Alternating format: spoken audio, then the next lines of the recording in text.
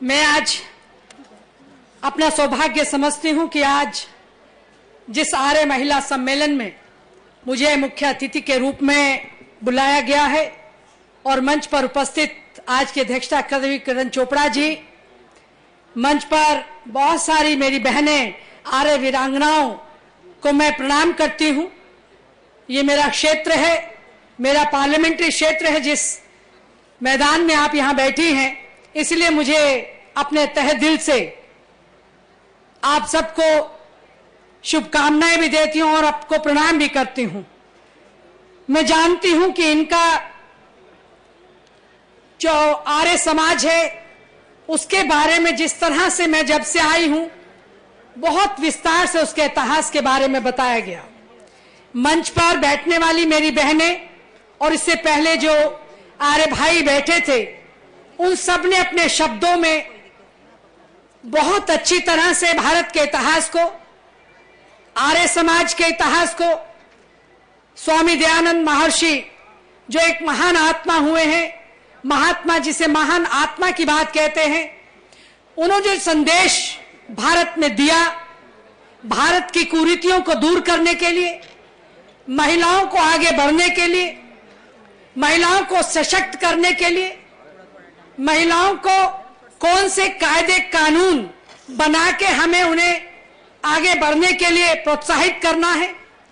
कौन सी कमियां हैं जिन कमियों को हमें अपनी महिलाओं में दूर करके उनको एक ऐसा महान भारत की नागरिक बनाना है। इन सब बातों की विस्तार से चर्चाएं होती रही हैं। मैं समझती हूं कि हमारा देश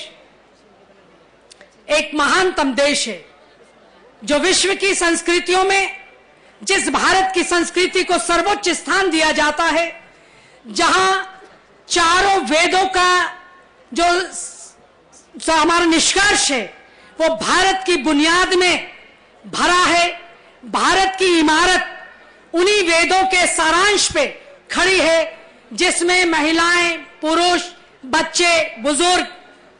नौजवान भाई, तमाम हमारे साथी जिनको हम बहनों और भाइयों के रूप से संबोधित करते हैं, ये ऐसा महान देश है जिसकी ताकत को, जिसकी शक्ति को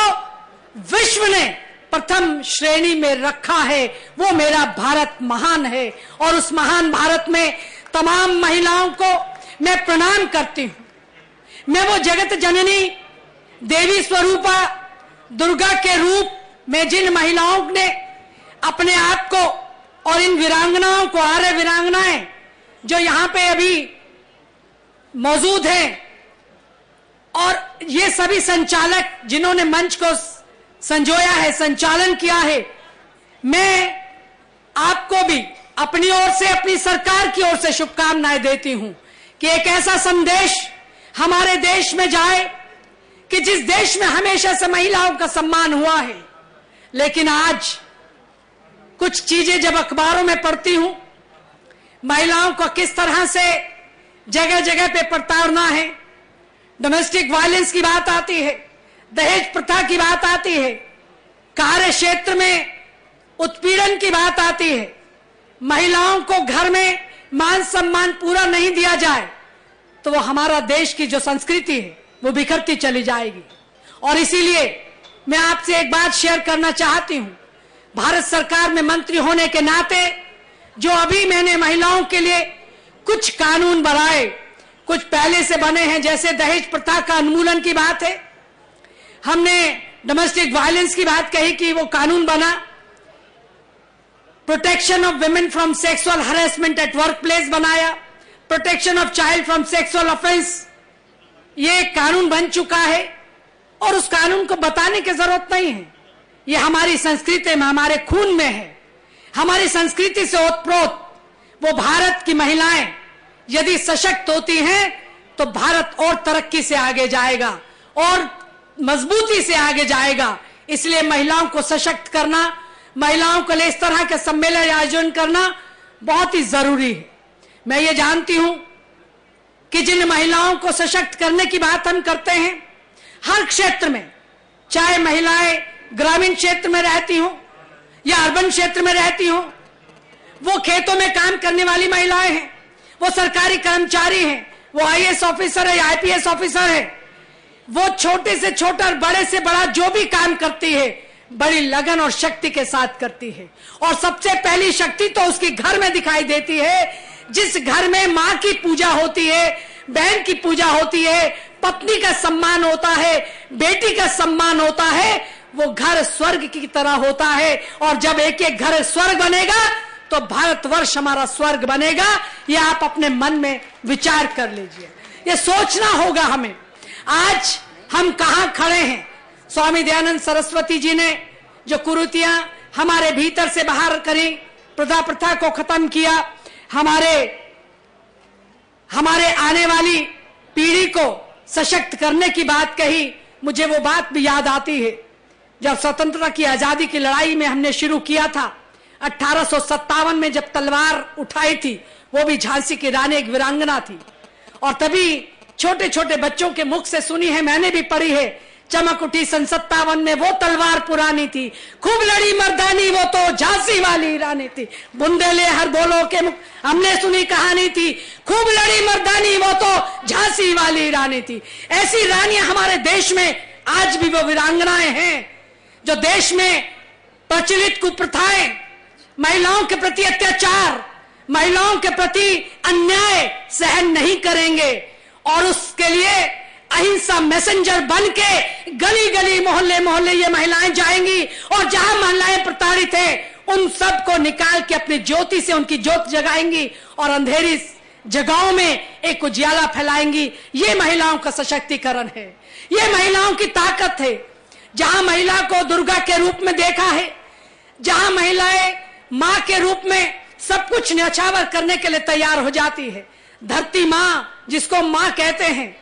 उस मां के ऊपर जितना भी बोझ हो, जितनी भी तपश हो, जितनी भी बर्फ पड़े, जितनी भी बरसात हो, सब कुछ सहन करके अपने गर्भ से वो आपको खाने के लिए अन्न देती है,